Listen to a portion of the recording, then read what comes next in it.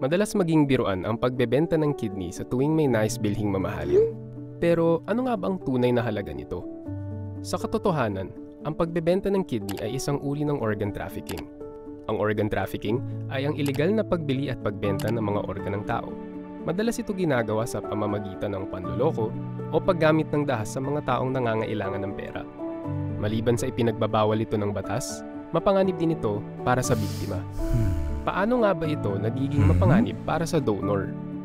Kadalasan, nilalapitan ito ng middleman o ahente na mangangako ng malaking halaga kapalit ng kidney.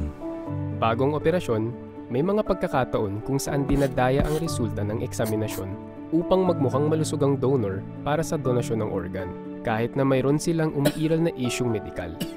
Delikado ito dahil maaaring magkaroon ng komplikasyon ang kalusugan ng donor pagkatapos ng operasyon. Matapos ibigay ang kidney, maraming donor ang hindi nakakatanggap ng pangakong kabayaran. Minsan kulang o di kaya ni piso wala. Ang masaklap pa, dahil hindi nabayaran ng mabuti o nabibigyan ng tulong medikal o piskal ang mga donor, hindi nila nagagawang alagaan ang kanilang sarili ng mabuti.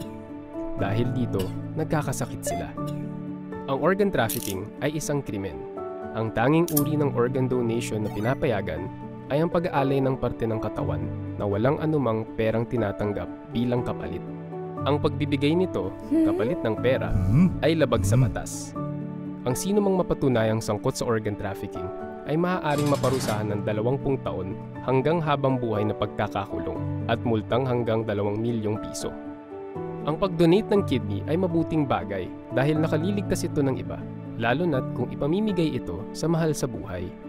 Tandaan na ang pag-aalay ng iyong organ ay pangako rin na aalagaan ang sarili.